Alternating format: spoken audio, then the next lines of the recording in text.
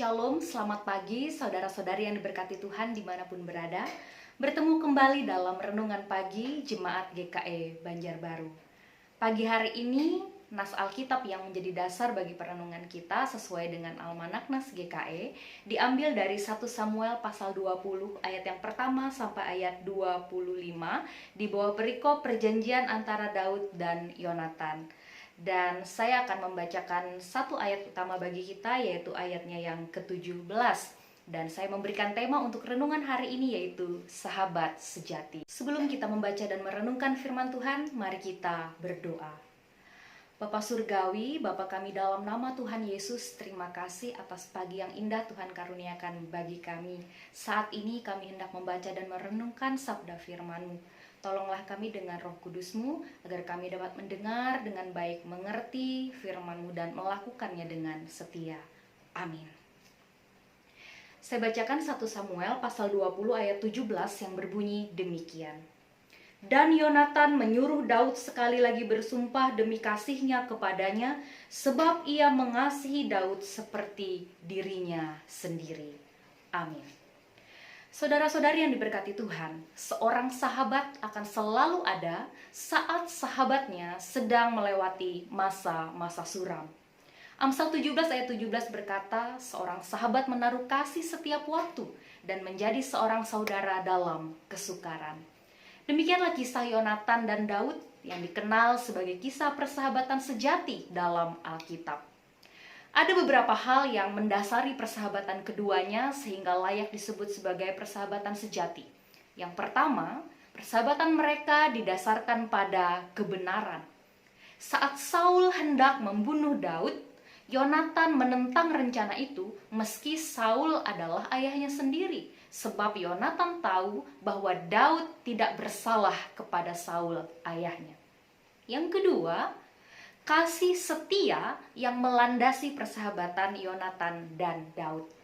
Saat Daud terpuruk dan ditinggalkan oleh orang-orang terdekatnya, bahkan saat ia dalam kesulitan yang besar dan terancam jiwanya, Yonatan datang memberikan kekuatan dan dorongan semangat bagi sahabatnya itu.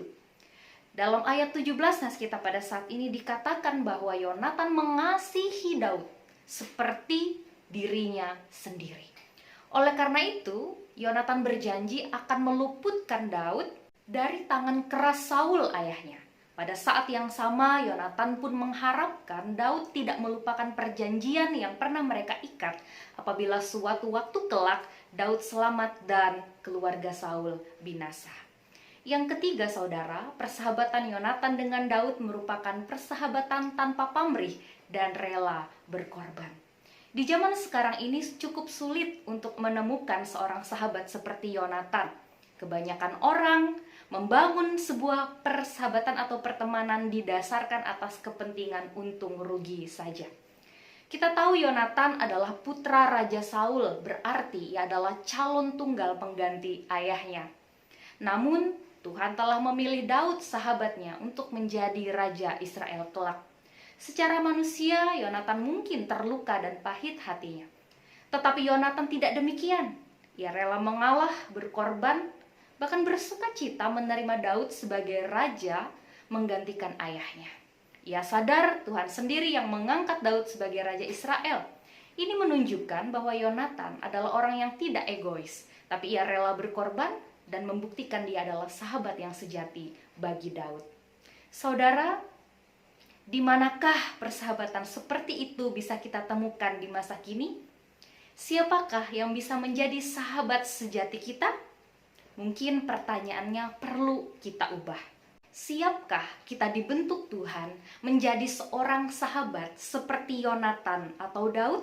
Sebagaimana Kristus telah menjadi sahabat dan mengorbankan nyawanya bagi kita, sahabat-sahabatnya. Selamat menjadi sahabat yang baik. Tuhan Yesus memberkati kita. Amin.